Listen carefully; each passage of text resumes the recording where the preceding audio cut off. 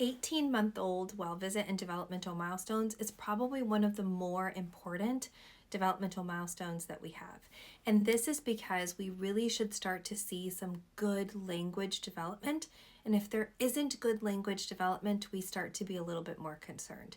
So what do we mean by language? I think that's the best thing to talk about first. It's not always speech, because some kids can fully understand what you're saying. They can follow directions, they can point, they can make animal sounds, they point to their body parts, but they don't have a lot of words. And then other kids may have some words, but they're just repeating what you say. They don't have their own spontaneous language. They get frustrated very easily. They don't know what you mean when you call them by their name.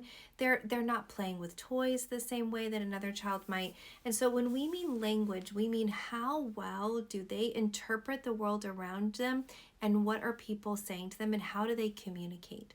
We want to see that kids look to their caregivers and say, hey, I want to pull you into my world to help me with what it is that I want. So that is a really big part of the 18-month-old milestones, and this is when we first start screening for autism. And we'll do a separate video on autism, but at its core, it is a language disorder.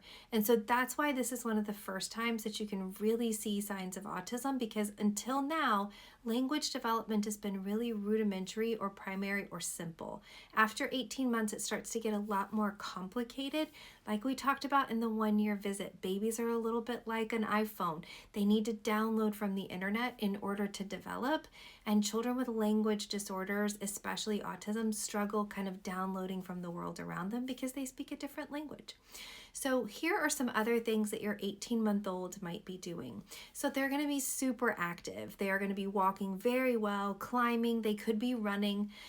They're going to be able to feed themselves independently. They like to play near other children and might start a little bit of some social play.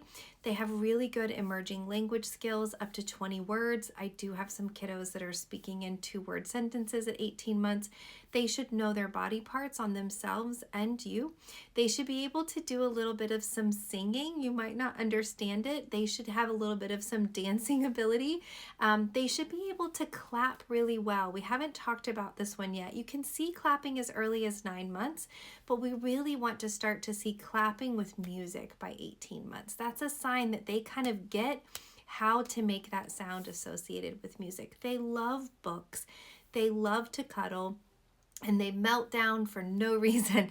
So temper tantrums are super normal at this age. They get very frustrated.